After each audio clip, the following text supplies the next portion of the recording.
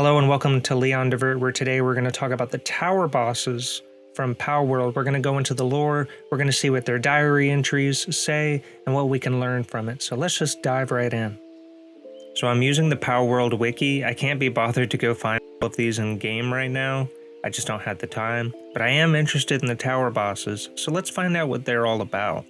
Alright, so we're doing Zoe Rain first. We got a picture of Grizzbolt. Diary 1. I don't have a family. My father disappeared a long time ago and I've never seen my mother's face. The only ones who raised me are those guys and Grizzbolt. That's why I know I have no choice but to survive in this tiny little world. Those guys all chase around pals with their guns. They capture the ones they hurt and sell them to those other weird guys. In return, they get food. They even share with me. That's why I don't have to be hungry. I don't think any of those guys really care about me. They just keep me alive because I'm the daughter of one of their bosses. I still believe that, even if I'm a boss now, too. Okay, so we get a little backstory. You know, she doesn't really know her family. She was raised by the Syndicate thugs. Very interesting. Let's see what happens in Diary 2. Alright, for the picture, oh no, we have Grizzbolt in a cage. Oh goodness, let's find out what this is about. Diary 2. Grizzbolt was one of the pals they were gonna sell, but she looked so lonely in her cage. She was just like me and father, I thought. I was still little back then, so I couldn't control myself. I waited until everybody was sleeping, opened Grizzbolt's cage, and ran off, far away with her. I shared half of my slice of breakfast toast with her, but we were both hungry by evening and went back to the base. Of course, all the guys were super angry. They threw me in a cage with Grizzbolt and I thought we were gonna get taken away, but Grizzbolt protected me. Not even their guns or bats could beat her. How did she get captured in the first place if she's that strong? I bet she didn't even try to escape the big dummy. I gave Grizzbolt a command. She called down a huge bolt of lightning that wiped out all of the guys. They didn't even wake up until the next morning. Ever since then, I've been with Grizzbolt. So we learn a lot more about, their origin story, her and Grizzbolt. And how they bonded, and it's really touching, honestly. Let's find out what happens in Diary 3. So we've got those other guys, the electric crossbolt guys. Let's see what she has to say. Diary 3. There's a group that opposes ours, stationed a little ways away from where we live. They don't like the way we sell pals and use weapons. Our group sneers at them and calls them the Free Pal Alliance. We're always fighting with them for no reason at all. If I stop and think about it, I bet they're not bad people if they love pals that much. I asked one of the guys who's been around a long time about it, but he said it was complicated. Apparently our group has been around for a long time, and we've always been fighting with those FPA guys. He said he doesn't know the real reason behind it, but we've been fighting so long that there's no hope for ever getting along. Alright, so a little world building. We're learning about the Free Pal Alliance, and how they've just always been, battling the Syndicate thugs. And it's kind of funny because they also use weapons, but I guess they don't view them as, lethal or as damaging as the more modern weapons that the Syndicate thugs use. So, it's very interesting. Let's check out Diary 4. Alright, we have this beautiful picture of a beach with the ocean going off into the horizon. Let's find out what Diary 4 is about.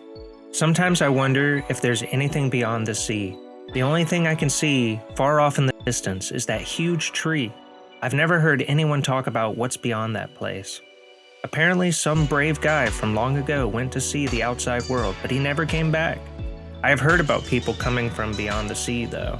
I don't know what those kinds of people do, but they say they use tools different from our own. That's why I know there must be something beyond the sea. A whole bunch of islands, a whole bunch of people, a whole bunch of things. It sounds scary, but I'd like to try going sometime. So, just a little more world building, right? It's nice to hear some in-game lore about the tree, the giant tree that's just off way in the distance. I do wonder if the game will ever expand to letting us visit that tree and finding out what it's all about, but cool. Let's check out Diary 5. Okay, so we have this picture of like a Syndicate thug camp, and just a really beautiful landscape, honestly. Let's check out what Diary 5 is all about. I've started to wonder, why am I guarding this big tower again? I always thought it was obvious since Father also used to do this, but now that I think about it, I have no idea why. From what I've heard about it, they say there's a legend passed down on this island. They say that this tower is somehow related to that legend, and that it has some big, great power. What kind of power, I wonder? Even if that's true, why does this power have to be protected? Anyway, even though I don't really know why, I'm always here, protecting this tower. There are other towers around the island, and they say people like me guard them all. Well, what an ending. Just giving us some, lore about the towers. I mean, she doesn't really know why, but apparently they're protecting some great power. What that is hasn't really been implied, but it's very interesting. And the end of Zoe Rain's diaries. I'd like to hear more of her story, but I'm thankful for all the world building that she's presented so far.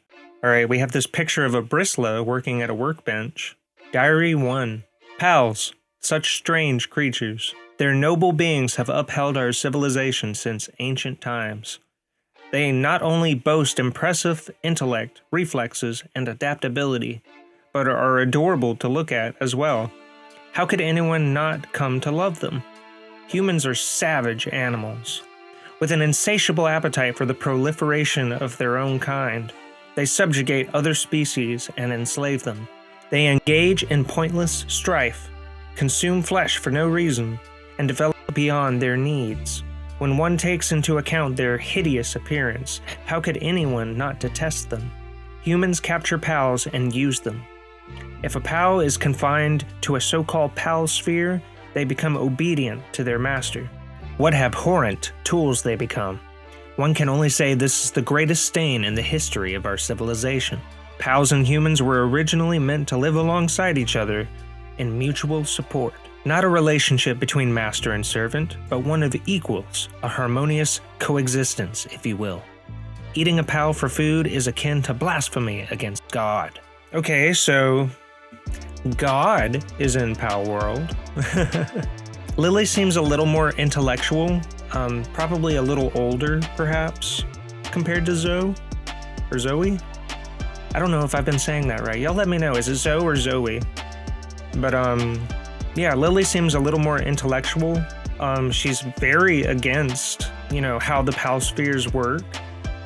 She seems very pro-life when it comes to the affairs of what happens to the pals in the world. But pretty cool. Let's find out what she says in Diary 2. Alright, so we have a picture of Lyleen here. Probably an origin story. She writes a lot. Diary 2. I will recount the day I met Lyleen. I remember that the fog was so thick that day I could scarcely see in front of my very eyes. I was simply walking along the berry fields, as I am fond of doing, when I heard the clamorous voices of those abhorrent poachers. When I looked to where I could hear the sound of their filthy screams, I saw them throwing spears at a pal resembling a vivid lily flower. She was so beautiful and elegant. At that moment, I knew what I must do. I pierced their dirty hearts through the back and destroyed their scattered spears. They shot at me a few times, but it was a trivial matter. I could not touch such a beautiful flower with my trembling, blood-stained hands. Instead, I returned immediately to my base. When I arrived, I found the Queen of the Lilies there, awaiting me. When she touched my arm, my wounds were healed, and the fatigue began to fade away. From that day forward, I decided to become companions with my queen. She is the only flower that blooms in this sad, dark world. So like I predicted, an origin story between Lily and Lyleen. Again, very touching. I feel like that's going to be an ongoing narrative, that, the origin story between the tower boss and their pal is going to be, something to empathize with. Her story is a little more violent than Zoe and Grizzbolt's. I've really liked how direct she is in her writing. So let's just continue. Okay, so we have Free Pal Alliance tents in the background, and we have the Lyleen statue here in the middle. I wonder what that's about. So, Diary 3. Won't you join the Free Pal Alliance? The Free Pal Alliance is a long-standing organization that works to protect pals. We have lived together with pals since antiquity, and each of us has a deep love for the wondrous creatures. We have 5 traditional commandments. Thou must not eat pals. Thou must not overwork pals. Thou must not abuse pals. Thou must not use pals for experiments. And thou must risk thy life to protect pals. Wouldn't you like to join us and protect the pals you love? Your life in service of protecting pals is a small price to pay. The flesh and blood of humans exist only for the glory of pals. Okay, so she's on the other side. She's not with Zoe. She's against Zoe. Interesting. I didn't know that she would be on the other side. That's some interesting lore. We're learning a lot about the Free Pal Alliance from this entry. And I guess she's kind of a leader of sorts to them. Pretty cool stuff. Let's see what Diary 4 has to offer. Okay, so the same picture here. Let's see what Diary 4 has to say. On some distant shore of the island, there exists an islet where certain pals live. Not a single one of their kind, strange as it may seem, reside on the main island. Perhaps they can only flourish on a particular kind of environment, or their natural predators roam the main island. Then again, perhaps they are simply unable to cross the sea. I do not know the reason they exist there, but I am certain that they must be protected. Just imagining those poachers setting up a hideout there and ruining their way of life is enough to make my blood seethe. With every visitor from the outside to their island, the pals' numbers dwindle. At this rate, they may even go extinct. I would like nothing more for us to protect them, but we have our hands full guarding this forest. As loath as I am to ask them for help, I have petitioned the PIDF to assist with their protection. In return, we must pay them a hefty sum, but it is worth it if it means protecting the lives of precious pals. It seems my subordinates have found a way to generate revenue. I will set aside those funds for this endeavor. It seems odd that they would be able to gather such large sums only through raids on the poachers' camps, though.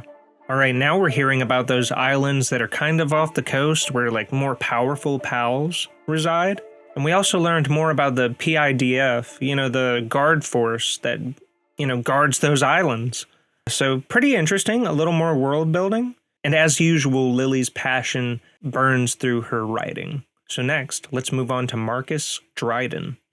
So we have this picture of a vast desert, probably the one that's to the northeast of the map. I can't remember the name of it right now, but let's see what Diary 1 has to say for Marcus. What a joke. All these idiots do around here is snort up stems. It's a real dump. There's no point in even trying to control it. PIDF doesn't belong in a place like this. These guys I arrested today couldn't even pay the fine. Guess it's to be expected if they spend all their money getting a fix. Bet they can't even imagine the money they pay ends up lining my pockets. I make a profit when they buy, and then I make more when I arrest them for possession. And I even get back my product to sell again when I confiscate what they have. It's a grand scheme. They're idiots, and I'm a genius. This is just their punishment for being fools. Understand, this island is just my little sandbox to play on. For all I care, they can live their little sad lives without even knowing I'm the one supplying their fix and the one controlling it. If I let them get carried away, they'll just go off demanding rights, and that ain't fit for garbage like them. Okay, so we've got Mr. Fancy Pants here controlling the government, controlling the war on drugs, right? Definitely very fitting of his character introduction, when you fight him at the towers. Definitely the perspective of a rich scumbag. Let's see what Diary 2 has to say. So we've got a picture of that town in the desert. Marcus's tower is in that area, so of course we're going to see different perspectives of that desert. Life out here is not all peace and quiet. The damn wind blows and somehow somebody's cutting into my profits. Just today, some punk little syndicate clown who thinks he's smart tried selling stems without my permission. My partner Faleris is always there to deal with dumb bottom feeders like that. Just like me, he's having fun playing in this little sandbox. Or maybe he just likes eating that white stuff. Don't look at me like that. Ain't no food today, boy. Go eat some of that white sand. So, like, does his partner, the Faleris, like eating the drugs? Is that what's being implied here? Like, the Faleris is on the drug, the stems? A very different worldview from the other tower bosses, for sure. All right, so we have a picture of Faleris. Let's see what Diary 3 has to say. Another peaceful day on the island. More proof we're having fun playing house, right, Faleris? Don't worry, I get it. You've got the same eyes as me. You're having fun playing house too, yeah? Or maybe you're just waiting for me to fall over dead. You sure do like eating that white stuff, huh?